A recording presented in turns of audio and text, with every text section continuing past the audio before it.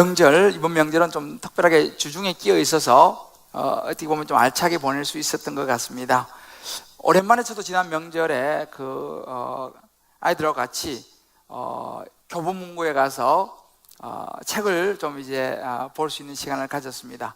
오랜만에 이제 가서 신간 코너 가서 쭉 어떤 신간이 나왔는가 보니까 한때 좀 시간이 지났습니다만 그 청년 바보 의사라고 하는 그 수십만 권이 사실은 팔렸죠. 유명한 책입니다. 그 책 2편이 나왔더라고요. 그 청년 바보 의사 그가 사랑한 것들이라는 제목으로 나와서 반가워서 제가 이제 사서 쭉 한번 읽어보았는데, 아마 여러분들 그 청년 바보 의사라는 책이 유명하기 때문에 읽어보신 분들도 많이 있을 것이고 미처 못 보신 분도 있을 거라 생각합니다. 간단하게 소개하면 2006년도 1월 5일 날 그 당시 이제 군의관으로 근무를 하고 있을 때였습니다. 젊은 청년 의사, 33세 된 젊은 청년 의사가 그 당시 유행했던 유행성 출혈열이라고 하는 여기에 감염이 돼가지고 정말 갑작스럽게 세상을 떠났습니다. 그런데 놀라운 것은 뭐냐면 이 청년 의사가 그렇게 갑작스럽게 세상을 떠나고 고대 안암병원 빈소가 차려졌는데 영정사진이 아직 놓여지기도 전에 수많은 사람들이 몰려들었습니다. 그래서 당시에 그 기사와 이런 글들을 보니까 4,000명 이상이 그 청년 의사의 빈소를 방문했습니다.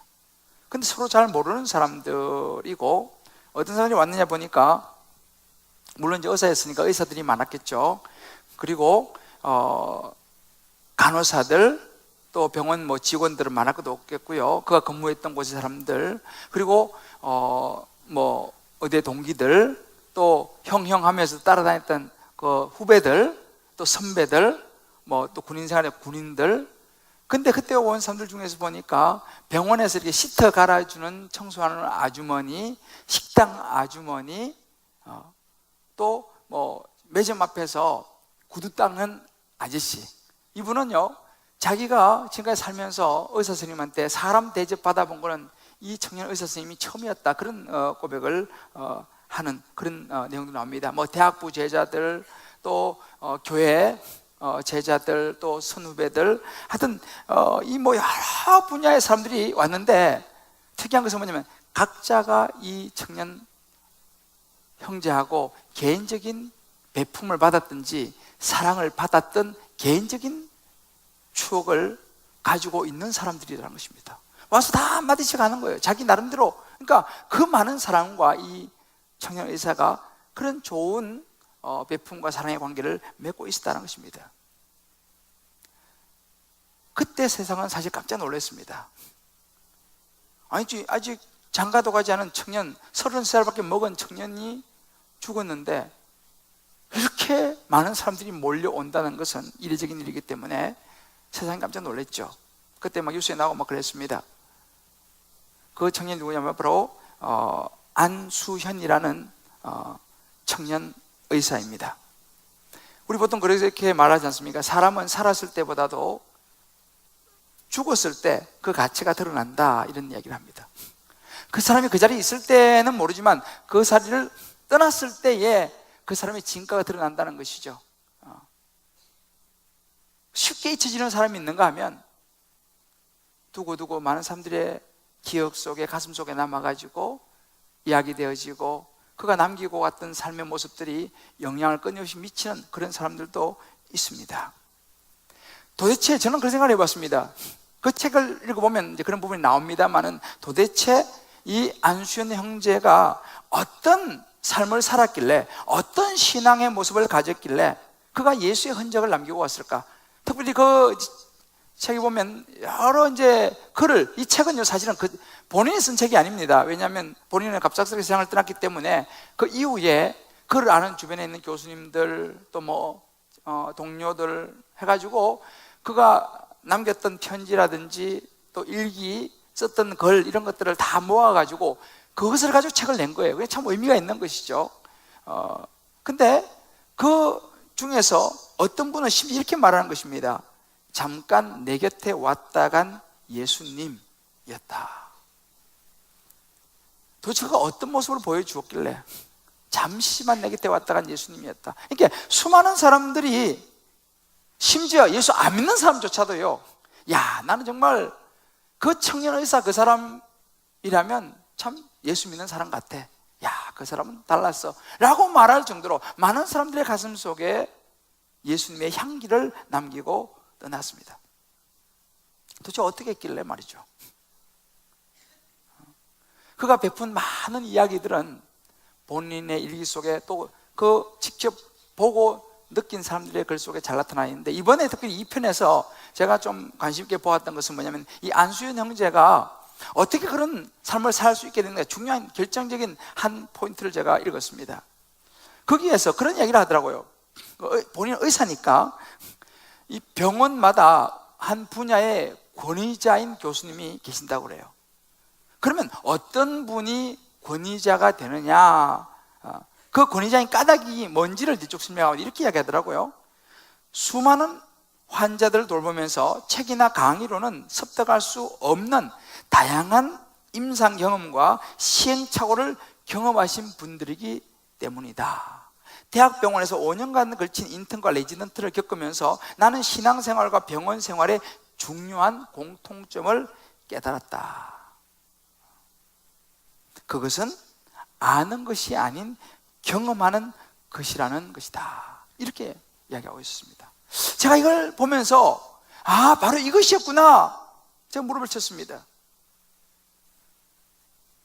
우리 교회도 뭐 의사 선생님이 많습니다만은 정말 권위가 있는 의사 선생님, 교수는요, 그냥 책이나 강의를 통해서 습득하는 그거 가지고는 권위자가 안 된다는 거예요. 실제 현장에서 다양한 임상을 경험해보고 때로는 시행착오도 겪어보면서 말이죠, 현장에서 경험을 통해서 그런 노하우와 실력이 쌓아진 이런 분이 진짜 권위자라는 거예요.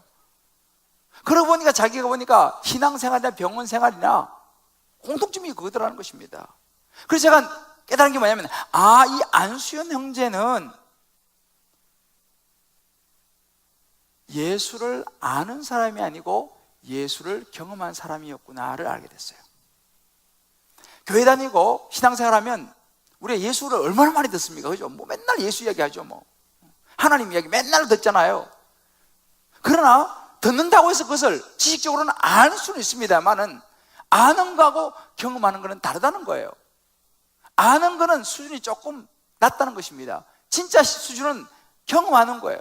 그러니까 이 안수연 형제가 신앙생활 하면서 그가 자신을 위해서 십자가에 죽으시고 부활하신 예수님을 경험한 거예요. 그리고 그 예수님의 삶을 그가 보면서 자기도 그렇게 살아본 것입니다. 그걸 경험한 것이죠. 그 예수를 경험한 그 삶이 그대로 신앙생활과 교회생활, 사회생활, 병원생활에 그대로 나타났던 것입니다. 그 책을 읽어보면요, 교회에서도요, 자기 처음에 인턴하고 레지던트 할 때 무지 바쁘잖아요. 의사 선생님 아실 거예요. 근데 과연 내가 인턴 레지던트를 하면서 1년 동안 추위를 안 빠지고 지킬 수 있을까? 자기 고민을 많이 했다는 거예요. 그렇게 기도했다는 거예요. 성가대를 하고 있었는데, 여러분 인턴 레지던트 하면서 성가대 연습도 해야 되고 특히 부활절에 크리스마스 칸타타 해야 되는데 과연 내가 다 감당할 수 있을까? 자기가 상당히 걱정을 많이 했다는 거예요. 근데 참 좋은 선배를 만나서 선배한테 물어보니까 너 할 수 있어 이렇게 얘기하더라는 거예요. 그래서 정말 기도하고 있는데 그런 거예요. 1년에 자기가 성가대 1년에 주일 딱 한 번 못 지겠다 그러더라고요. 하여튼 이렇게 저렇게 해가지고 하고 성가대도 칸타타 할 때도 연습할 때 조금 빠진 거 외에는 한 번도 빠진 적이 없고 심지어 막 기도해가지고 어떻게 이걸 바꿔가지고 성가대 야유회도 자기 갔다 그런 간증을 하더라고요. 그래서 제가 그 이야기를 들으면서 저는 의사 선생님은 무조건 바빠가 이분은 뭐 주례를 못 올 수 있고 이렇게 생각했는데 제 생각이 달라졌어요. 이제 의사 선생님이 저한테 와서 목사님 의사 너무 바빠 이렇게 말하면 진짜 그 책을 내밀 거야. 우리가 어떤 생각을 가지고 어떻게 얼마나 기도하면서 하느냐. 근데 그 형제 보니까 그 바쁜 생활 속에서도요 정말 물론 열심히 살았더라고요. 보니까 정말 성가대 그렇게 열심히 하면서 여러분들 의사가 얼마나 바쁜지 아시잖아요. 그러면서도 교회에서 뭐 여러 가지 예배 생활 이런 걸 뭐 주도해가지고 많은 걸 하는 걸 제가 보았습니다. 병원 생활도 마찬가지예요. 그 환자들 일일이 다니면서 테이프, 성경 이런 찬양 테이프 나눠주고요. 책, 좋은 책, 경건서적 주고요. 이런 것들을 굉장히 많이 했어요, 이분. 그것이 그가 장례식에 그대로 나타난 거예요. 그 사람이 찾아온 거예요. 이 수현 형제하고 비교하기는 좀 적절할지 모르겠습니다만, 정말 영원히 우리의 모든 성도들의 가슴에 남겨진 위대한 인생을 살다 간 한 집사님이 있습니다. 오늘 우리가 보고 있는 스데반 집사예요. 저는 스데반 집사에게도 사실은 바로 그 모습을 발견했습니다. 스데반 집사는요, 예수를 아는 사람이 아니었고 예수를 경험한 사람이었어요. 예수님께서 자신의 죄를 위해서 십자가에 못 박혀 죽으시고 부활하신 그런 것들을 경험한 사람이었다는 것입니다. 그러니까 그가 마지막 돌에 맞아서 죽는 그 순간에 뭐라고 말합니까? 그는 예수님께서 하나님 우편에 서 계신 것을 눈으로 본다는, 자기가 경험하는 것을 이야기하면서 마지막 숨을 거두죠. 그러니까 안수현 형제나 이 스데반 집사나 둘 다 그들이 예수를 아는 정도가 아니고 경험했기 때문에 부인할 수 없는 거예요. 경험했으니까. 여러분, 아는 거는 그냥 뭐 그럴 수 있고, 아니, 내가 경험한 거에 대해서는 부인할 수 없는 거예요. 내가 경험했는데, 내가 봤다는데, 그렇잖아요. 내가 봤는데. 그러니까 그들의 생애에는 예수가 생애의 전부였다는 거예요. 그가 경험했던 예수, 스데반 집사가 경험했던 그 예수가 그의 생애의 전부였습니다. 우리는 세상에 살아가면서 많은 꿈을 가져요. 요즘 중고등 애들은 뭐 연예인이라고 하면 정신을 못 차리죠. 뭐 연예인이 뭐 했던 뭐 그럼 뭐 그냥 삔이 뭐 동나고, 뭐 김태희가 무슨 옷 한번 입고 나왔다 들어가면 뭐 그 옷이 완전히 동나고, 어떤 연예인이 핸드백고 하나 들고 나왔다 들어가면 그 핸드백고 막 동나고, 뭐 그런 이제, 그러니까 많은 사람들이 참 좋아 보이는 연예인 이런 사람들을 닮고 싶어 하는 거예요. 나도 그렇게 되고 싶은 거예요. 그래서 막 그 사람 행동도 따라하기도 하고 말도 따라하고 막 이렇게 하는 거죠. 왜? 자기도 모르게 그게 꿈이에요. 요즘 애들은 닮고 싶은 것이죠. 교회에서도 한때요, 사실은 이런 그 닮는 것들이 이렇게 유행하던 그런 시절도 한때는 교회도 있었어요. 여러분들 아실지 모르겠지만 그 정규 목사님이 한창 전성기 때, 정말 한창 전성기 펄펄 날았을 때 순복음교회 목사님들의 대부분은 설교 톤이, 그러므로 믿으십니까? 믿으면 아멘이나 시발입니다. 이런 이런 분위기의 이 정규 목사님 톤이 거의 지배적이었어요. 아마 그런 데 신앙생활 하신 분이 있을 거예요. 그죠? 그래가지고 목교회 같은 목사님들은 다 정규 목사 흉내내는 거예요. 신학생들도 뭐 저는 그거 나쁘다 생각하지 않아요. 훌륭하시고 잘하신 능력이 있으시니까. 그런 시설도 있었어요. 근데 요즘은요, 세상 사람들은 자꾸만 본받으려고 하는 이런 게 많은데 정작 신앙생활하는 사람들은 이제는 그런 흉내 내려고 하는 사람 별로 없어요. 또 뭐 말하죠. 본받을 만한 사람이 별로 없다. 그런 안타까움을 호소하는 경우도 있습니다. 그리고 진짜 신앙생활 하신 분들은 예전보다, 예전에는 나 이렇게 닮고 싶다 이런 모델이 있었는데 갈수록 모델을 찾지도 않고 모델도 많지 않은 것이 우리 신앙의 현장입니다. 안타깝죠. 왜 그럴까요? 세상 사람들은 세상에 잘 나가는 사람을 그렇게 닮으려고 흉내내려고 그러고 행동도 따라하려고 그러는데 왜 신앙생활 하는 사람은 좋은 신앙의 모델을 찾지도 않고 많지도 않고 관심이 없을까요? 교회 다니는데, 신앙생활 하는데. 결국 그 마음에 관심이에요. 정말 신앙생활 잘 하시는 분을 내가 본받고 싶다라는 이 관심이 별로 이제 없어지는 거예요. 오히려 세상이 그 마음속에 가득 들어와 있기 때문에. 예수 믿는 사람이 안 믿는 사람이나 사실은 별 다를 바가 없어져 가고 있다는 이야기를 그래서 듣는 것입니다. 안타까운 일이죠. 우리가 그리스도 안에서 우리도 꿈을 꿔야 돼요. 우리도 좋은 모델을 생각해야 됩니다. 세상에 있는 사람들만 흉내낼 게 아니고 그 사람들만 자꾸 따라가려고 할 거 아니고 내가 자꾸 그냥 뭐 좋은 핸드백 신상만 살려고 생각할 게 아니고 정말 신앙 안에서 아름다운 모델을 우리는 생각하고 그 신앙의 모델을 따라가려고 해야 돼요. 정말 기도하는 분들, 말씀 보시는 분들, 정말 열심히 복음을 전하는 분들, 이런 분들을 보고 따라가려고 해야 되는데 그런 것은 관심이 없고 자꾸만 세상적인 것만 따라가려고 하는 거예요. 물론 우리의 모델은 예수 그리스도입니다. 그러나 예수 그리스도는 참 너무 크신 분이죠. 우리 예수님 닮아가야 됩니다. 그러나 어찌 보면 예수님을 닮아가기 위해서 가장 노력했던 많은 성경의 인물들이 있는데 그 중에 한 분이 저는 누구냐면 어찌 보면 우리 신앙의 큰 바위 얼굴이라고 말할 수 있는 초대교회 7 집사, 그 중에서 저는 스데반 집사라고 생각합니다. 스데반 집사는 부단히 예수님을 닮아가려고 애를 썼던 멋진 집사였어요. 그는 예수님도 아니었어요. 사도도 아니었어요. 그러나 스데반 집사는요, 사실 사도를 태어나게 한 역할을 한 사람입니다. 우리가 그 마지막에 그 7장 58절에 보면요, 그 성 밖에 돌로 치고 할 때 스데반을 죽일 때 말이죠, 돌 잘 던지라고 옷 받아준 사람이 누구예요? 사울이라는 청년이었어요. 그가 그런 사람이었습니다. 옷 받아준 사람이었어요, 스데반 죽을 때. 근데 그가 그때 회심한 건 아니지만 다메섹에서 회심했잖아요, 예수님 만나가지고. 그러나 저는 그런 생각합니다. 그때 옷 받아주면서 스데반이 죽어가는 모습을 자기 눈으로 본 거죠. 그러면서 아마도 저는 내심 충격을 받지 않을까 싶어요. 야, 도대체 예수가 뭔데 저렇게 돌에 맞아 죽어가면서도 저렇게 얼굴이 천사와 같을 수 있을까? 오히려 소리도 한마디 지르지 않고 용서해달라고. 아마 난 충격이 받지 않았겠나 생각합니다. 나중에 그런 것들이 사도 바울 되게 하고 그의 삶을 살아가는데, 신앙의 삶을 아주 많은 영향을 미쳤다라고 저는 생각합니다. 그러니까 우리도 그런 스데반 집사를 우리 마음에 담으면요, 우리도 스데반 집사 정도까지는 못 갈지 모르겠습니다만은, 물론 부담스럽죠. 그러나 우리도 하나님 앞에 설 때, 언제 설지 모르지만 하나님 부르실 때 우리도 우리의 사명을 다했노라고, 최선을 다해서 부끄럼 없이 살았다고 하나님께 말할 수 있는 그런 하나님의 자녀가 될 수 있지 않겠는가?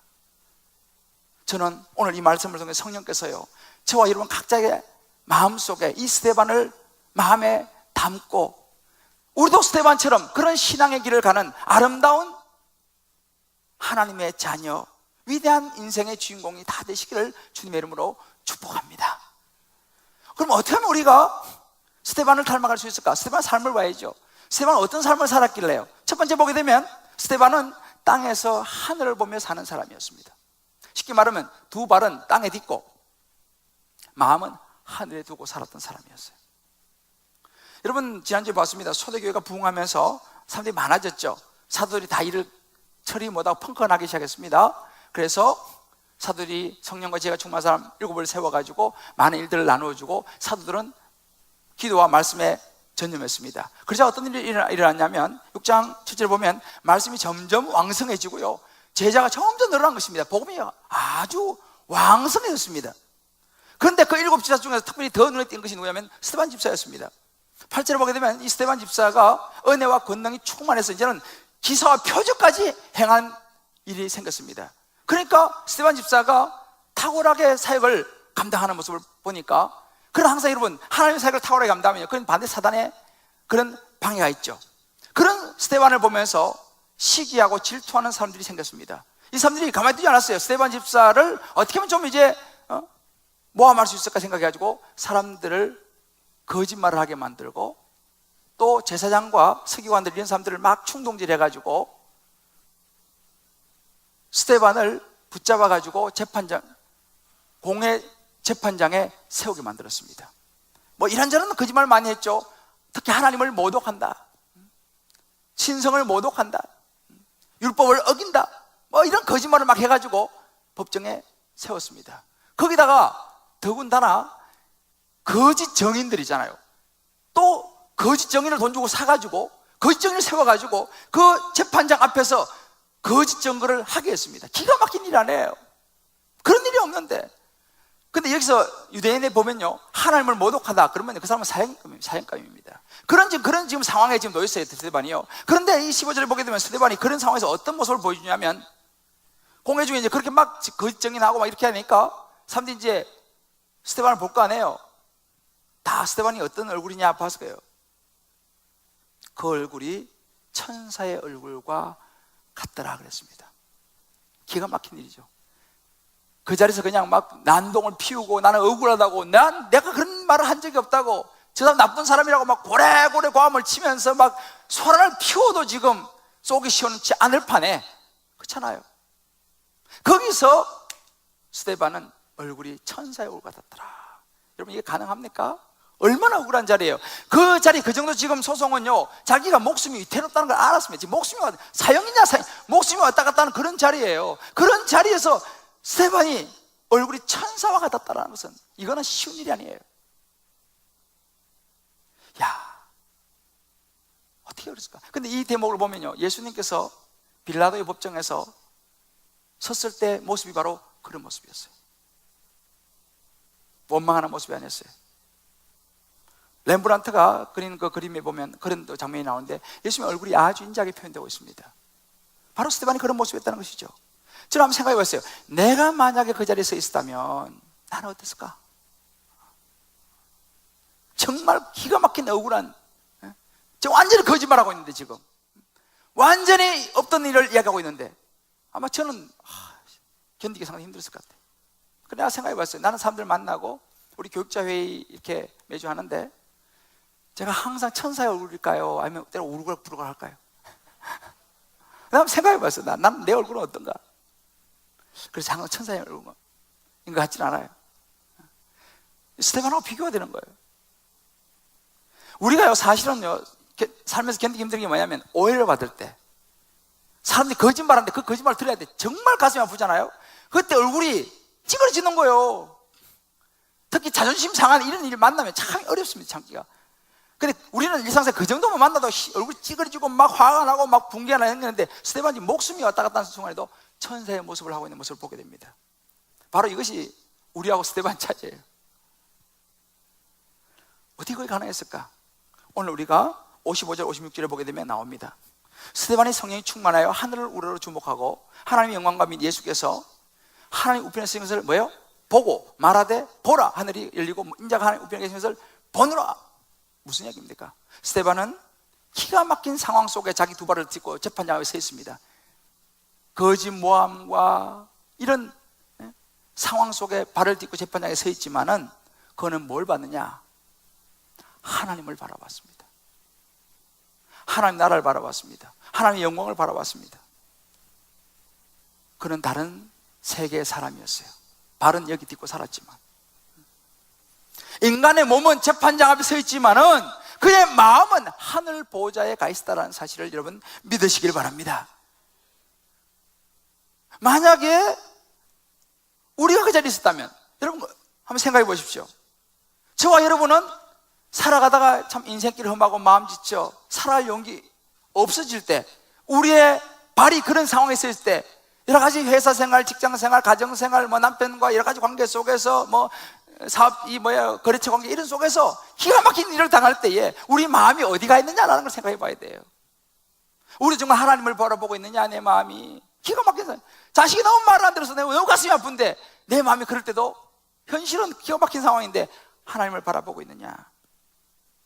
아니면 내 마음 속에 내가 교회는 다니고 예수 믿지만 여전히 세상 사람들과 똑같이 세상으로 가득 차 있느냐? 세상 사람들이 보는 눈하고 똑같이 보면서 세속적이고 욕망적이고, 그러니까 세상적인 마음이 교회 다녀도요, 세상적인 가득 차 있으면 나오는 건 똑같습니다. 돈과 명예와 권력과 세상에서 인정받으려고 이런 마음이 가득 차 있으면요, 우리는 이 땅에 살면서 세상 사람들하고 사실은 주일날 교회 나온 거 외에는 다를 바 없이 날 그렇게 살아요. 왜? 마음이 세상에 가 있으니까. 그러나 그런 상황 속에서 우리 마음이 하나님께 가 있다면 그 사람은 달라질 수밖에 없는 것이죠. 여러분, 이 프로그램을 본 사람이 있는지 모르겠습니다. 행복의 비밀 코드라는 다큐멘터리인데, 저는 이거 보지 못했어요. 근데 그 다큐에 대한 글을 읽어보니까 거기에서 서울 시민의 행복을 조사했습니다. 행복하기 위해서 필요한 것이 뭐냐? 40%가 가장 많이 차지한 비율 40%가 뭐였을까요? 돈이었습니다. 그러면 돈이 얼마나 있으면 행복합니까? 10억에서 50억 사이가 39.25%. 10억에서 50억 사이. 그거 뭐 아무나 가지고 있는 거 아니에요? 여러분 생각해요. 10억에서 40억이 가지고 있는 사람이 10억에서 50억 사이 누가 행복할 수 있어요? 우리 같은 사람 근처도 못 가지. 근데 그래서 생각합니다. 근데 행복과 소유의 상관관계를 이번에는 조사했어요. 월 400만 원까지는, 월 400만 원을 버는 데까지는요, 돈을 300만 원보다 350만 원, 360만 원. 이게 돈 수입이 많을수록 행복 지수도 올라가는 것을 통계가 나왔어요. 그러니까 400만 원까지. 그런데 그 400만 원 이상은 수입이 올라가는 거하고 행복 지수가 올라가는 거하고는 별 상관이 없더라는 연구 결과가 나왔어요. 400명 이상은. 그래서 한 사람은 430만 원 벌고 한 사람은 680만 원을 버는데, 그러면 430만 원 버는 사람과 680만 원 버는 사람의 소득과 행복의 점수 차이를 냈어요. 어떤 차이가 있을까요? 430만 원 버는 사람하고 680만 원 버는 사람의 행복의 점수 차이가 별로 차이가 없더라는 것입니다.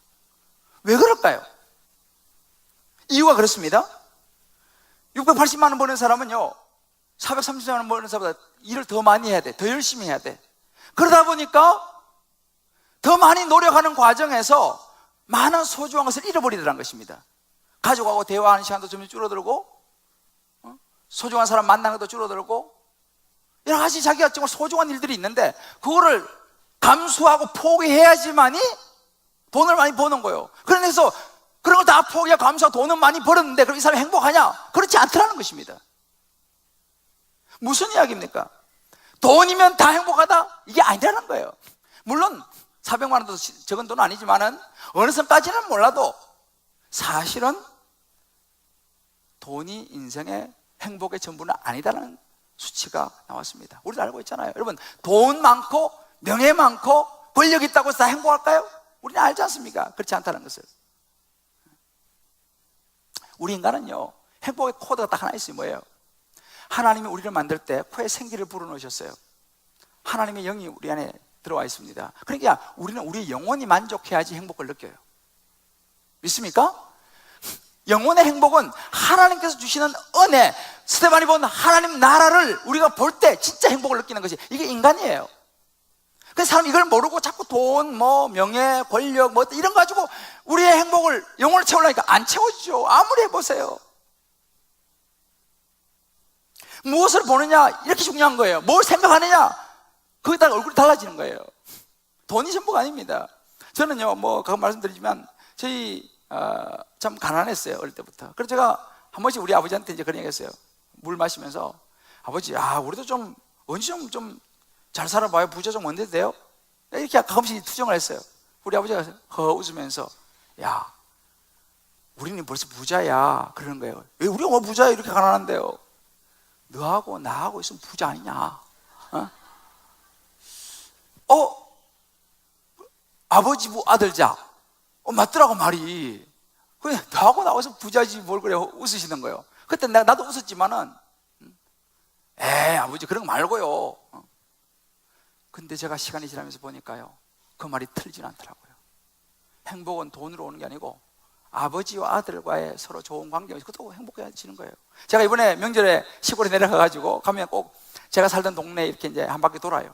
그 큰 못이 있고 이렇게 지금 잘 조성해 도는데 중간에 가다 보니까 뻥튀기 장사 뻥튀기를 팔더라고. 한 봉다리 2,500원.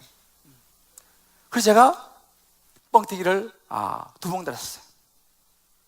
샀는데 2,500원. 근데 여러분, 서울 뻥튀기하고 시골 뻥튀기 다르더라고요. 그러니까 시골 뻥튀기는 좀 더 커요. 얼굴을 다 가려. 두껍고 고소해요, 맛이. 그래가지고 사실은 내가 이제 돈이 보니까 1,000원짜리 모자라가지고 어떡하냐 이러는데 옆에서 우리 아들이 딱 꼬불쳐놓은 돈을 딱, 아빠 내가 1,000원짜리 있지, 그래서 딱 꺼내더라고. 그래서 걔 돈 받아가지고 샀는데, 그래서 거기서 우리 이제 내 식구가 하나씩 먹으면서 이렇게 걸어갔어요. 너무 행복한 거 있죠. 근데 아들은 자기도 행복하대. 정말 그때 2,500원짜리 뻥튀기 사가지고 나눠 먹으면서 걸어가는데요, 너무 행복한 거야. 여러분, 행복은 2,500원만 있으면 됩니다. 할렐루야. 행복하네요. 함께 가족이 뻥튀기 하나 먹으면서도 행복하다고 말할 수 있는 거. 여러분, 레이 프리차드라는 분이 이런 이야기를 했습니다. 믿음으로 산다는 것은 우리의 눈을 하늘에서 떼지 않는 것이라고 했습니다. 결국 무엇입니까? 우리의 눈을 세상에 두면요, 행복해질 수 없어요. 예수 믿는 게 뭐예요? 믿음이 뭐예요? 우리의 눈을 하늘에 두는 거예요. 그래서 우리 삶 속에서 그것이 크든 작든지 간에 감사하면서 뻥튀기 하나도 나누는, 이것이 행복이고 이것이 믿음인 줄 믿으시기 바랍니다. 여러분 삶 속에도 마찬가지예요. 여러분 앞에 지금 먹구름이 막 몰려와 있는지 몰라요. 절벽이 딱 나 있는지 몰라요. 하필 나에게 이런 일이 생겼어. 가슴 아프고 어떻게 해야 되냐? 그런 일이 생겼을지 몰라요. 그러나 여러분, 무엇이 믿음입니까? 우리의 두 발은 스데반처럼 기가 막힌 상황이 있을지 모르지만은 그 구름을 넘어서 우리를 향하신 하나님의 얼굴과 섭리와 축복을 보시는 저와 여러분 되시기를 주의 이름으로 축복합니다. 그런 어떤 상황 속에서도 우리는 스데반처럼 환한 얼굴로 살아갈 수 있을 줄 믿습니다. 우리 이것을 마음속에 하나님을 봐야 돼요. 자, 우리 옆에 분 이렇게 하면 축복합시다. 구름보다 구름 너머에 있는 하나님의 영광을 보시기 바랍니다.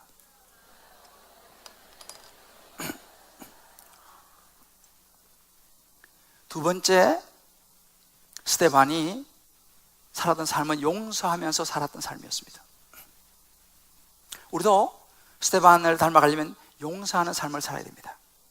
여러분, 예수님의 사랑의 절정은 용서였어요. 예수님 십자가에 못 박혀서 이제 운명하시기 전에 누가복음 23장 이런 말씀하십니다. 이에 예수께서 가라사대 아버지여 저희를 사하여 주옵소서, 자기들이 하는 것을 알지 못합니다 하고 기도하는 장면이 나와요. 이 무고한 예수님을 십자가 못 박아가지고 달아놓고 침 뱉고 채찍질하고 있잖아요. 자기들이 하는 걸 모르는 거예요. 예수님께서 그들을 용서해달라고 기도합니다. 십자가는요, 용서예요. 사랑의 절정이 뭐냐? 결국 용서였습니다. 그들을 용납하는 거예요. 이게 십자가의 사랑이에요. 저와 여러분이 죄인이지 않습니까? 우리의 이 모든 죄를 용납해 주시고 용서해 주시고 자신을 내어주신 것이 십자가의 사랑이에요. 우리도 그 용서를 받지 못했으면 저나 여러분 다 지옥입니다. 예수님의 사랑의 절정은 용서였어요. 하나님의 사랑 뭐예요? 로마서 5장 8절에 보면 우리가 아직 죄인 됐을 때에 그리스도께서 우리를 위해 죽으셨어요. 예수님께 우리에게 보이신 사랑의 절정이었죠. 그렇게 함으로써 하나님께서 우리에 대한 자기의 사랑을 보여주셨다고 그랬습니다. 하나님의 사랑이 뭡니까? 우리를 너무 사랑해서 하나밖에 없는 아들을 십자가 못 박혀 죽인 것, 이거 하나님의 사랑의 확정이에요. 결국 하나님의 사랑도 뭐예요? 우리를 용납하시고 받아주신 거예요.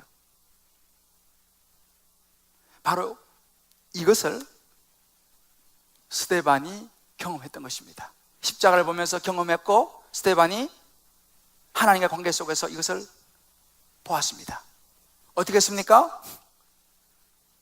자신을 억울하게 재판하고 핍박하는 사람들 향해서 60절에 돌에 맞아 죽어가면서 마지막에 뭐라고 말합니까? 주여 이 죄를 그들에게 돌리지 마옵소서, 이 말하고 자니라 영혼이 떠났습니다.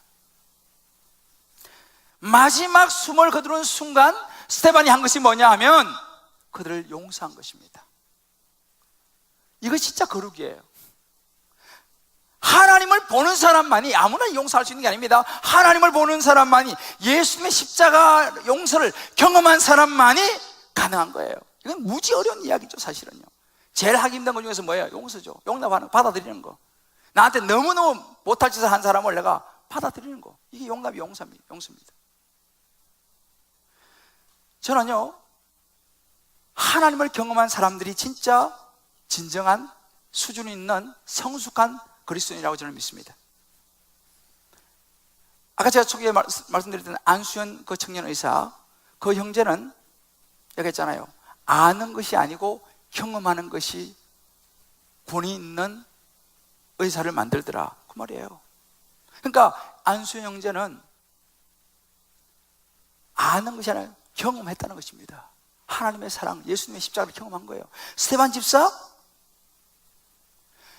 그 기가 막힌 일 아닙니까? 자기 무슨 죄가 있습니까? 많은 자기를 모함해서 죽이는 그들을 향하여서 용서한다. 여러분, 이거 쉬운 일 아니죠.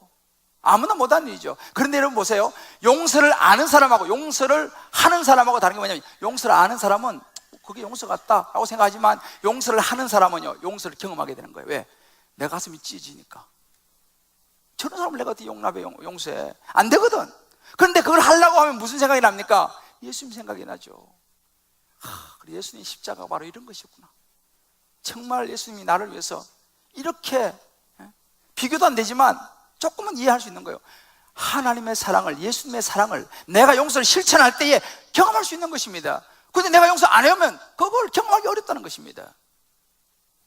자, 우리 옆에 분 이렇게 한번 축복합시다. 용서를 아는 것이 아니라 함으로 경험하게 되시기를 바랍니다.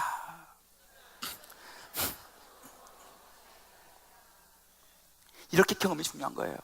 그런데 오늘 제가 마지막으로 여러분에게 말씀드리고 싶은 것은 뭐냐면, 이렇게 땅은 기가 막힌 현실이지만 마음의 하늘을 품고 하나님을 바라보고 용서하는 삶을 살 수 있게 만든 것이 뭐냐라는 거예요. 스데반으로 하여금 그걸 하게 만든 게 뭐냐는 거예요. 그게 오늘 결론입니다. 바로 성령 충만, 다른 말로 영의 생각을 하는 삶이었습니다. 스데반은 이것이 있었기 때문에 이거 가능했어요. 스데반이라고 이게 가능하면 안 되죠, 사람인데. 그러나 그는 성령 충만이 있었다는 것입니다. 영의 생각을 했다는 거예요. 오늘 보십시다. 스데반을 설명할 때 계속 따라붙는 수식어가 있어요. 오늘 6장 3절에 보면 이런 말씀이 있습니다. 너희 가운데 성령과 지혜가 충만하여 칭찬받은 사람 7을 택하라. 성령과 지혜가 충만한 사람 7, 그 중에 스데반이 들어있는 거죠. 5절 보면 성령이 충만한 사람 스데반과 이렇게 나옵니다. 8절에 보면 스데반이 은혜와 권능이 충만하여 이렇게 나옵니다. 10절에 보면 스데반이 지혜와 성령으로 말함을, 마지막에 그가 돌에 맞아 죽는 그런 현장 속에서 55절을 보게 되면 스데반이 성령 충만하여 하늘을 우러러. 뭐 어딥니까? 스데반이 이런 삶이 가능했던 열쇠는 뭐냐 하면요, 그가 기가 막힌 거짓말을, 수모와 오해를 당하는 재판장 앞에서 천사의 얼굴을 할 수 있었던 것이 뭐야? 성령 충만했기 때문에 하는 거예요. 그가 집사로서 안수를 받을 때 말이에요, 성령 충만했기 때문에 그 안수를 받은 것입니다. 기적과 이사를 한 것도 성령 충만했기 때문입니다. 회당에서 논쟁을 벌일 때도 그가 성령과 지혜로 말했기 때문에 사람들이 감당할 수 없었다는 것입니다. 핍박을 받아서 마지막 죽을 수 있는 힘도 없이 성령 충만이었습니다. 결국은 스데반의 삶을 풀어낼 수 있는 열쇠는 뭐냐? 성령 충만이었다는 거예요. 성령 충만이 뭡니까? 영의 생각을 하는 것이죠. 하나님 앞에서 영적인 생각을 하는 것입니다. 그럼 어떻게 하면 우리가 성령 충만을 받을 수 있느냐? 심플합니다. 성령이 우리 안에 들어오려면 딱 한 가지 해야 돼요. 뭐예요? 내가 예수를 믿어야 돼요. 예수님께서 나를 위해 십자가에 죽으시고 부활하셨다는 사실을 내가 마음속으로 받아들일 때에 성령이 그때 내 안에 들어오십니다. 그러니까 교회 아무리 다니고 예수님을 정확하게 영접하지 않으면 그분에게는 죄송하지만 성령께서 들어가지 않았어요. 여러분들 중에서 아직까지 예수님을 개인적으로 영접하지 못하신 분이 계시다면 빨리 예수님을 영접하셔야 돼요. 교구 목사를 찾아가시든지 뭐 새가족방에 가시든지. 왜요? 이것이 예수님을 마음속에 모셔드려야지 그때 성령이 내 안에 들어오시는 것입니다. 이게 첫 번째예요. 두 번째, 그러면 성령이 들어오시면 다 되느냐? 그렇지 않죠. 내가 예수님만 영접했다 끝 아니에요.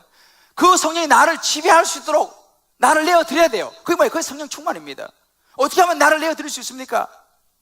어떻게 하면 내 안에 내가 예수님 영접할 때 들어오신 성령께서 나를 스데반처럼 나를 사로잡아야 되잖아, 그죠? 내 마음을 사로잡아야 되는 거예요. 그래야지 내 현실이 힘들지만 하늘을 볼 수 있고 용서 안 되지만 용서할 수 있는 마음이 생기는 거예요. 성령이 나를 사로잡아야지. 성령께서 스데반의 마음을 사로잡았습니다. 그러니까 그래 가능했습니다. 그럼 우리도 우리 마음을 사로잡아야 되는데 어떻게 가능합니까? 심플해요. 그래서 우리가 새벽 기도를 2번씩이나 만들고 9시 기도를 만들고요, 이런저런 예배를 만들어서 자꾸 예배 자리, 기도의 자리 나오게 하는 것입니다. 왜? 기도해야지 하나님의 음성을 들을 수 있어요. 기도해야지 내가 성령의 지배를 받을 수 있어요. 안 하면, 기도 안 하면 어떻게 해요? 세상이 나를 다 지배해버려요. 제가 목사지만 잘 알아요. 목사로 기도 안 하면 어림도 없습니다. 세상이 끊임없이 막 들어오려고 그래요. 이걸 물리칠 수 있는 방법이 뭐예요? 기도밖에 없어요. 제가 목사지만 제 자신을 믿지를 못하겠어요. 세상이 너무너무 많이 들어와요. 어떻게 해요? 기도해서 내 마음에 성령이 나를 지배하도록 지켜내야 돼요. 그 기도입니다. 그게 바로 말씀을 보는 거예요. 그래서 우리가 말씀을 자꾸 봐가지고 하나님의 영으로 나를 충만히 채우는 거예요. 사단의 분별해내는 거예요. 그 말씀이에요. 그래서 우리가 큐티하는 거예요. 왜요? 내 안에 성령의 지배를 받기 위해서, 말씀을 나를 충만케 하기 위해서 우리가 말씀 보는 거예요. 그리고 또 한 가지 뭐냐면요, 우리가 이제 내일부터 릴레이 40일 그 오이코스 축제, 지금 따뜻한 동행을 준비하는데, 제가 지금까지 이건 제가 경험한 바입니다. 기도하고 성경 읽는 거 중요합니다만 또 한 가지는 뭐냐면 전도하는 거예요. 전도하면요, 사실 성령 충만 받기 굉장히 쉽습니다. 여러분이 나가가지고 그냥 이렇게 하면 안 되고, 정말 전도로 제가 나가가지고 길 가다가 험상궂게 생긴 사람한테 저기 주보라 예수 믿으세요 그러다가 이런 사람이 돼서 딱 뺨 딱 맞아 한 대 맞아보세요. 번쩍하면 눈이 번쩍하죠. 그 순간 성령 충만 확 임합니다. 아니 한번 해보세요. 뺨 한 대만 맞으면 있잖아요, 정신 번쩍 나면서 성령 충만 확 임해요. 물론 딱 맞는 순간 야, 내가 지금 뭐 한 짓이냐 하고 눈물이 쭉 흐르겠죠. 내가 지금 뭐 내가 사회에서 이런 사람인데 내가 이 사람한테 이렇게 뺨 맞을 거냐? 눈물이 쭉 흐릅니다. 그러면서 드는 생각이 뭐냐면, 그래, 예수님은 나를 위해서 십자가에서 죽으시면서 이거보다 더한 고초도 당했지. 그래, 맞아, 내가 그래도 복음을 전해야지. 이런 생각이 몰려오게 돼 있어요. 그러면서 우리의 성령이 확 충만이 맙니다. 여러분들이 이건 해보시면 아셔요. 근데 그냥 전도하면요, 성령 충만을 경험하기 가장 쉽습니다. 제가 볼 때는 쇼코스예요, 쇼코스. 난 빨리 경험하고 싶습니다. 전도도 나와보세요. 나와가지고 한번 해보세요. 정말 여러분들이 지나간 사람이 싸늘한 시선, 저기요, 치우세요, 이런 그 순간 가슴이 싸하면서 있잖아요. 이건 해본 사람 말이야. 가슴이 싸하면서 이런 마음이 딱 몰려와요. 그런 말 안 몰려오는 사람은 그 사람 진짜 이미 성령 충만한 사람이고, 그래요. 다 뿌리칠 때 있잖아요. 목사라도 가슴이 싸해요. 손이 부끄럽고 말이지. 그러나 그것이 바로 성령 충만이에요. 왜? 그러면서 하나님 아버지 마음을 아는 거예요. 이런 성령 충만이 우리 안에 있어야 됩니다. 그래야지만 우리가 스테반처럼 이런 삶을 살아갈 수 있어요. 로마서 8장 5절에 6절 보면 이런 말씀이 있어요. 육신을 따르자 육신의 일, 영을 따르자 영의 일을 생각하는, 육신의 생각은 사망이요 영의 생각은 생명과 평안이라고 했습니다. 육신이 원하는 것대로 하면요, 그런 거 싫죠. 무슨 기도, 뭐 말씀, 전도, 아이고 나도 내가 살기 바쁜데. 그러니까 육신의 생각대로 살아가는 거예요. 사망이에요. 영의 생각은요 그렇지 않습니다. 결국 생명과 평안을 낳습니다. 말씀 힘들어도, 기도가 힘들어도 그 자리에 자꾸 나오게 되면요, 성령이 나를 채워요. 그럼 내가 하늘을 보게 됩니다. 용서하게 돼요. 그런 힘이 생겨요. 그게 성령 충만이에요. 구절에 보면 이런 말씀이 있어요. 만일 너희 속에 하나님의 영이 거하시면, 이 말이에요, 하나님이 우리 안에 거해서 그 영이 나를 사로잡을 때에 우리가 스티븐처럼 살아갈 수 있다는 사실입니다. 믿습니까? 그런데 여러분, 현실적으로 세상이, 우리 자신이 뭘로 가득 차 있습니까? 오늘 현대교회가 뭘로 가득 차 있습니까? 성령 충만으로 가득 차 있습니까? 목사도 마찬가지예요. 저는 요즘 참 고민을 많이 해요. 목사로서 여러 가지 생각을, 여러 가지 신문지상과 여러 가지 보면서 참 목사로서 제 가슴이 많이 아픈 경우가 참 많이 있어요. 의외로 오늘날 목사도, 성도도, 교회도 우리도 알지 못하게 세상의 탐욕과 욕심과 시기와 질투와 분쟁과 명예와 교만이 그대로 다 들어와 있어요. 교회 안에요,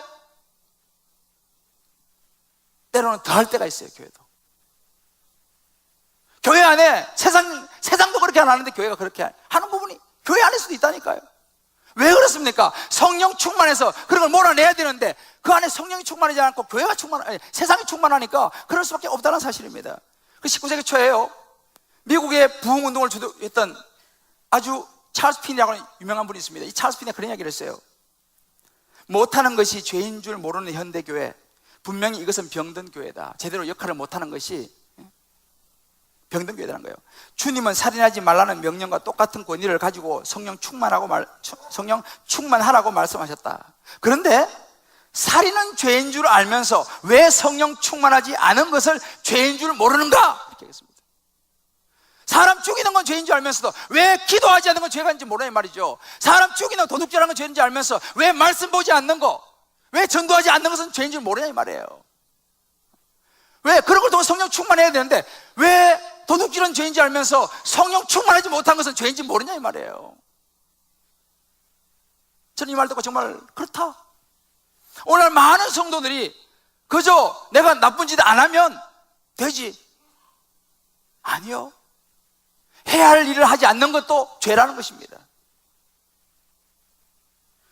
교회에서 이 따뜻한 동행 아무리 이야기보다 에이 그거 뭐 내 일 아니야, 그거 뭐예요? 그건 뭐예요? 그건 죄예요. 성령 충만하지 않은 것은 죄라는 거예요. 우리가 10계명 중에 있잖아요. 도둑질하지 말고, 살인하지 말고, 간음하지 말고. 죄죠. 부모를 공경하라. 부모 공경 안 하는 걸 죄인지 몰라요, 사람들이. 부모 공경 안 하면 죄입니다.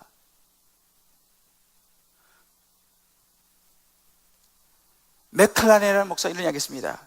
믿음은 창문을 여는 것과 같습니다. 창문을 열면 햇빛이 방 안으로 쏟아져 들어옵니다. 이렇게 얘기했습니다.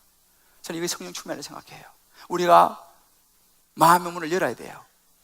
성령님 나를 도와주세요. 내가 마음을 열어야 돼. 그러면 성령께서 내 안에 햇빛처럼 쫙 몰려와서요, 우리를 도와줄 줄을 믿습니다. 스데반이 바로 이 성령 충만으로 인해서 이 모든 일을 해나갈 수 있었어요. 여러분, 요즘 우리가 사는 세상이 얼마나 팍팍하고 힘들고 어렵습니까? 아마 모르긴 해도 여러분들이 서 있는 그 현실이 스데반 집사하고 좀 다를지 모르지만 참 기가 막힌 상황에 있는 분들이 여러분 있는 분이 있을 거예요. 야, 어떻게 이렇게 안 풀리냐 이거 말이야. 아, 또 일이 또 생기고 말이야. 하필이면 일이 나에게 생기냐. 이렇게 여러분이 서 있는 그 삶의 현장이 스데반의 법정처럼 너무너무 힘든 분이 있을 거예요. 여러분 어떻게 그걸로 이겨낼 수 있어요? 성령 충만밖에는 방법이 없습니다. 성령에서 주시는 마음 붙잡고 하나님 바라보고 받아들이고 용납하는 거, 이거밖에 방법이 없어요. 사랑하는 성도 여러분, 저는 이 말씀을 준비하면서 참 많은 생각을 했습니다. 하나님이 스데반을 보는 눈빛이 어땠을까? 참 충성스러운 이 스데반, 죽어가면서까지로 예수님을 따라 용서를 구한 이 스데반을 보면서 하나님 마음이 얼마나 좋으셨을까?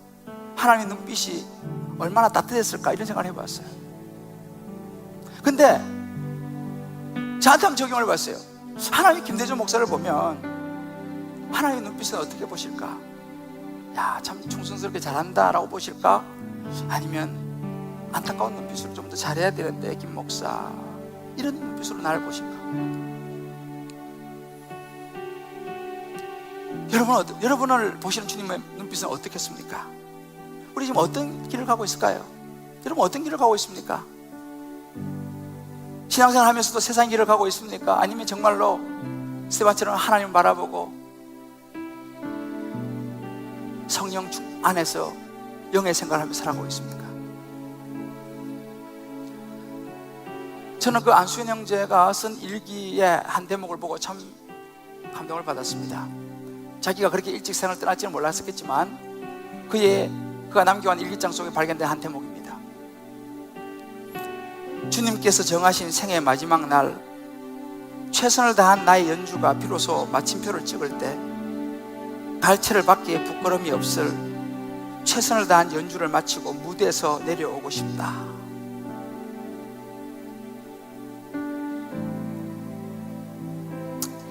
그의 바람처럼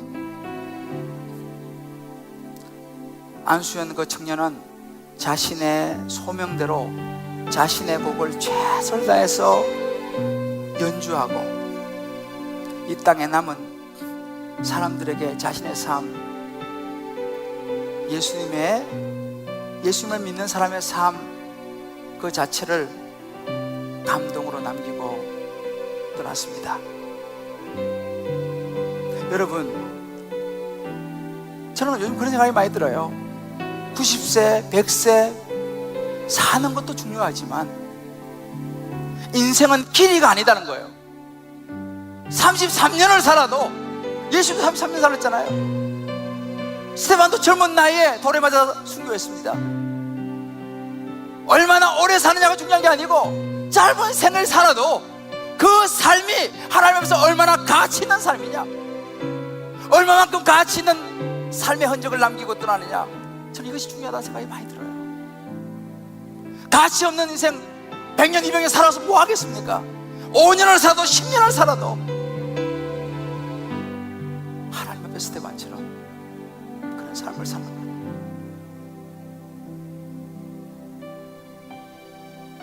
저는 이 말씀 보면서 그런 생각을 해봤습니다. 우리가 이 땅에 살다가 떠나고 나면 우리를 그리워하는 사람이 얼마나 될까? 주님 사랑의 교회에서 우리가 이렇게 신앙생활 하다가 하나님의 부름을 받아서 떠나게 될 때에 우리 교회에 남겨진 사람들이, 그 목사님, 그 집사님, 그 권사님, 그 장로님, 그 성도님 정말 멋있는 분이었어. 정말 그분은 하나님 앞에 뜰뜻이 설 수 있을 거야. 나도 그런 분과 같은 신앙의 삶을 살다가 하고 싶어. 언제까지 내 마음속에 간직되어 있을 거야. 참 존경스러운 분이었지. 나는 그 누군가의 마음속에 기억될 그런 사람으로 저와 여러분이 살아가기를 주의 이름으로 축복합니다. 저도 그런 목사가 되고 싶어요. 쉽게 잊혀져 버리는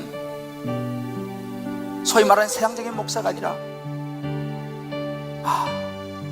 김대전 목사님, 참 그분은 하나님을 사랑한 분이었어.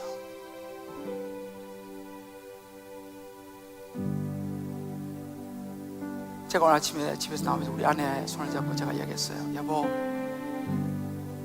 우리도 스테반 닮아가는 그런 삶을 삽시다. 저와 여러분이 오늘 이 말씀 붙들고 결단했으면 좋겠어요. 이제 내가 세상의 것도 사랑하지 아니하고 말씀과 기도와 복음 전하는 이 일에 내가 내 마음 중심을 두고 성령 충만해서, 현실은 끊임없이 많은 일들이 일어나지만 남들이 볼 때는 어떻게 저러냐 라고 말할지 모르지만, 때로는 모함을 받고 오해를 받고 업신여행을 당할지 모르지만, 우리의 가슴은, 우리의 마음은 하나님을 바라보는 삶. 그래서 용납하고 용서해 주는 그런 삶, 영의 생각을 하며 살아가는 저와 여러분 되시기를 주님의 이름으로 축복합니다. 저는 이 말씀을 준비하며 주님께 제 마음에 주신 찬양이 바로 이 찬양입니다. 낮엔 해처럼 밤의 달처럼 예수님처럼 스테반처럼. 이 가사 생각하시면서 우리 기도에 우리 마음을 담아서 한번 부르고 기도하겠습니다.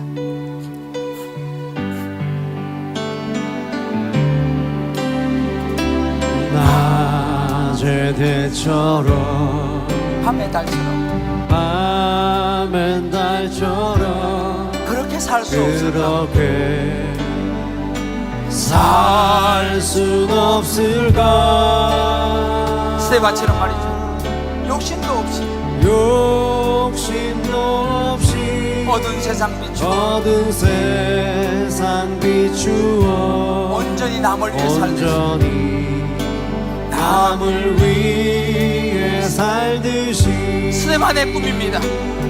나의 일생의 꿈이다. 나의 일생의 꿈이 있다면 이 땅에 빛과 소금 되어. 그렇습니다. 가난한 영혼, 지친 영혼을 주님께 인도하고픈네. 우리의 소원이요 스테반의 삶이었습니다. 나의 욕심이 나의 못난 자가 언제나 커다란 짐되어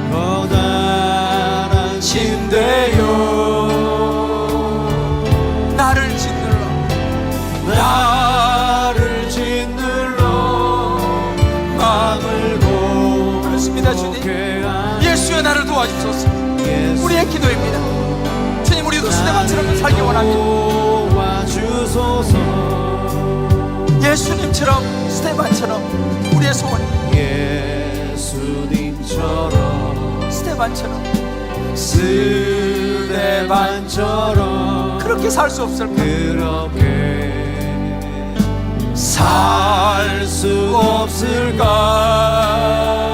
그렇습니다. 주님,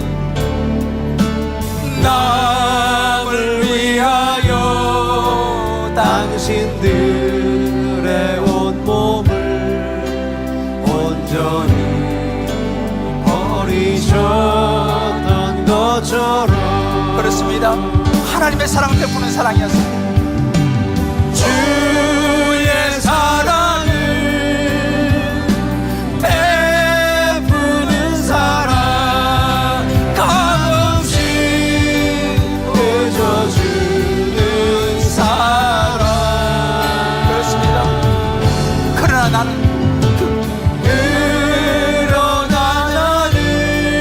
주님 용서없었습니다. 주는 것보다 주여 아버지 받는 것 더욱 좋아. 하나님 아버지,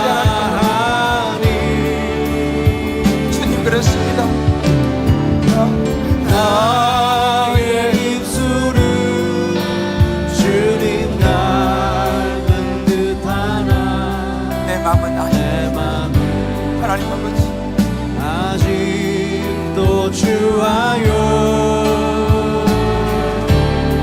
아들 사랑만 예수 아들 사랑만 아버지 예수하고 있으니 성령이여 나를 도와주옵소서. 성령이 나를 도와주소서.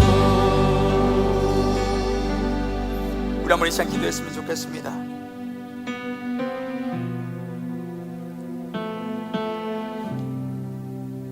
우리도 꿈을 꾸어야 합니다.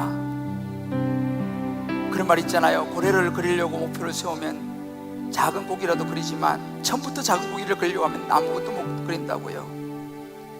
스테반이 우리의 삶의 모델로 삼기는 너무 큰 분이지만, 그러나 우리 그런 꿈을 꿉시다.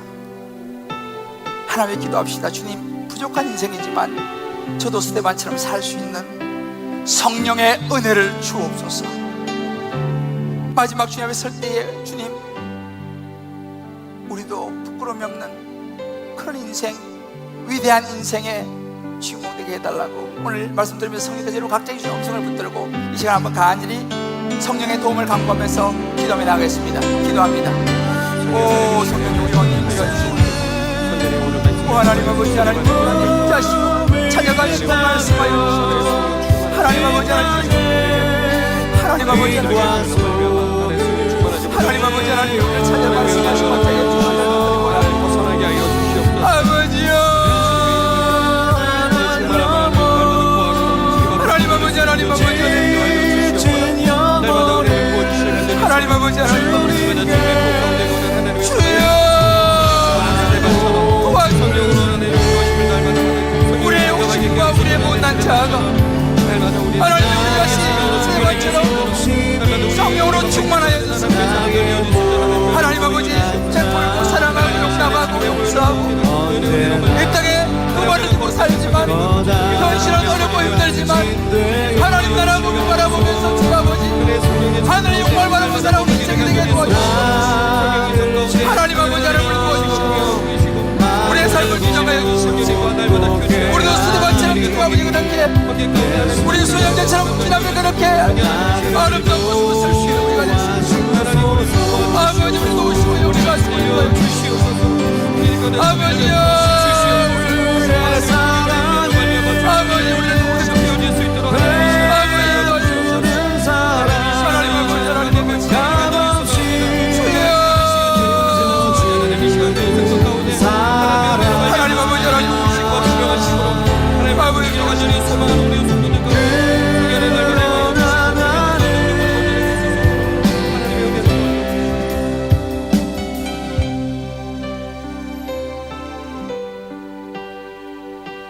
하나님 아버지,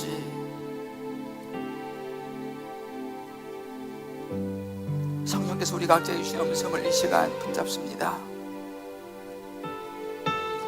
언제인지는 알지 못하지만 주님께서 정하신 우리 생의 마지막 날, 최선을 다한 우리의 삶의 시간들이 마침표를 찍을 때 하나님 앞에 부끄러움이 없게 우리의 인생의 무대를 내려올 수 있도록 성령이 우리를 도와주옵소서. 참 그 권사님 정말 생활은 너무 힘들었고 가진 것은 없었지만 하나님을 향한 그 마음과 늘 그 얼굴의 미소가 너무 나에게 큰 위로를 주었다고. 사실 생활적으로나 사회적으로 보면 별것 아니었는데 참 그 집사님의 가슴에 있는 예수님을 내가 보았다고. 누군가가 우리를 그리워하며 우리를 통해서 예수의 향기를 맡을 수 있는 그런 목사 되게 하여 주옵소서. 그런 집사, 그런 성도, 그런 권사, 그런 장로 하나님 우리가 되게 하여 주옵소서. 하나님 아버지, 우리의 힘으로 되지 않은 것을 고백합니다. 주여 하나님 아버지, 성령이 우리를 도우셔서, 성령이 우리를 충만케 하셔서 우리도 스데반처럼 우리 인생 여정 끝나는 날 천국에서 두 팔 벌려 우리를 맞이하실 주님 바라보면서 하나님, 스데반의 그 집사님의 그 길을 우리도 걸어갈 수 있도록 인도하여 주옵소서. 우리의 결단을 하나님 받아 주옵소서. 다시 넘어지고 다시 좌절할지 모릅니다만, 그러나 성령이 우리를 도우셔서 다시 일어나게 도와주시고, 다시 그 길을 끝까지 포기하지 않고 스데반 집사님처럼 우리의 신앙을 완주할 수 있도록 성령이여 도와주옵소서.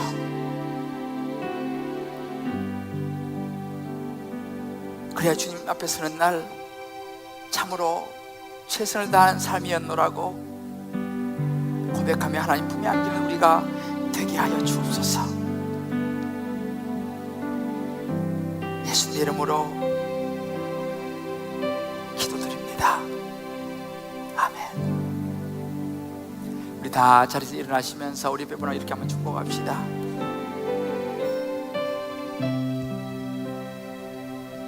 스데반 집사님의 삶을 가슴에 품고 우리도 그 길을 따라갑시다.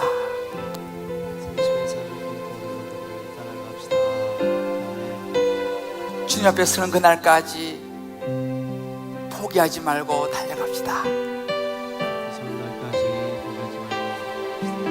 할렐루야. 이제 세상으로 나가는 시간입니다. 여러분, 세상은요, 여러분 알다시피 스데반이 서 있는 법정과도 같아요. 그냥 눈 뜨고 있어도 고백하려고 하는 세상이잖아요. 아마 이런저런 많은 일들이 여러분들을 힘들게 하고, 때로는 모함하고 비일비재할 겁니다. 이런 일들이, 억울한 일들, 참 힘든 일들 많을 거예요. 이게 세상이에요. 그러나 우리는 우리의 가슴에 누가 있죠? 예수 그리스도. 우리의 마음엔 하나님의 영원한 나라가 있습니다. 믿습니까? 그리고 우리가 승리할 수 있어요. 이번 일 동안 이 찬양같이 주님 다시 오실 때까지 나도 스데반 길을 가리라 하면 결단하고 찬양하고 세상에 나가서 멋지게 승리하고 돌아오겠습니다. 주님 다시 오실 때까지 나는 이 길을 가리라. 나는 이 길을 가리라. 스데반의 길입니다. 좁은 길 우리 삶의 십자가가 있습니다. 우리에게는 소망이 있습니다. 나의 가는 이 길 끝에서, 나의 가는 이 길 끝에서 나는 주님을 보리라. 그렇습니다. 영광의 내 주님, 내 주님 나를 맞아주시니, 나를 맞아주시니 주님 다시 오실 때까지. 스데반의 고백이에요. 주님 다시 우리의 오실 고백입니다. 때까지 나는 일어나 달려가리라. 포기하지 않으리라. 멈추지 않으리라. 하나님 나를 바라보리라. 주의 영광 온 땅 덮을 때 나는 일어나 노래하리. 내 사모하는 주님 우리는 스데반처럼 하나님 영광을 온 바라봅니다. 세상 하나님의 예수를 바라봅니다. 부주시라.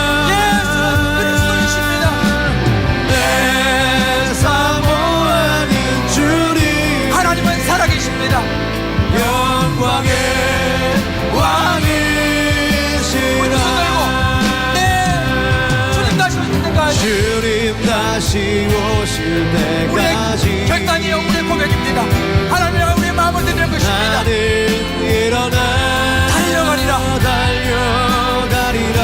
하나님의 영광이 주의 영광 내 온몸을 덮을 때까지. 덮을 때 나는 일어나 나는 일어나 주 하나님을 찬양하리라. 아멘 할렐루야. 내 사모하는 주님 온 세상 예수 그리스도는 그리스도이시라. 내 정말은 사모하는 하나님의 문자를 문을 열어주시고 하나님의 문을 영광의 왕이 오만 말고 내 삶을 오만 모습 내 사모하는 주님 주여 우리의 고백을 받아주옵소서. 온 세상 수행원에 하나님 우리 하나님을 믿으십니다. 하나님은 살아계십니다. 내 사모하는 주님 영광의 왕이시라. 이제는 우리 주 예수 그리스도의 크신 은혜와 우리 하나님 무한한 사랑하심과 성령의 동역사 충만하심이 오늘 스데반의 삶을 가슴에 품고 우리도 기도하며 거기를 따라가리라. 우리의 현실은 너무나 힘들고 척박하고 어렵고 낙심과 절망과 좌절이 밀려오지만 먹구름이 밀려오지만 아픈 가슴이 밀려오지만 결코 좌절하고 넘어지지 아니하고 그 구름 너머 있는 하나님의 섭리와 영광과 하나님의 놀라운 영광을 바라보면서 주님 걸어간 십자가의 길 용서를 경험하면서 끝까지 우리 신앙을 완주하고 만날 주님을 가슴에 끌어안고 세상으로 나가는 모든 주의 백성들 머리 위에 저의 사랑하는 자녀와 아내와 남편과 부모와 모든 삶의 여정과 기도 제목 위에 군문에 있는 우리 자녀들, 지방과 해외에 나가 있는 우리 모든 자녀들, 예수를 알지 못한 우리 주님에 돌아와야 될 오이코스들 머리 위에 특별히 오늘 3부에 나오면서 간절한 눈물의 기도 제목을 가지고 나온 그 눈물의 기도 위에 이제부터 영원토록 함께 하시길 간절히 축원하옵나이다. 아멘.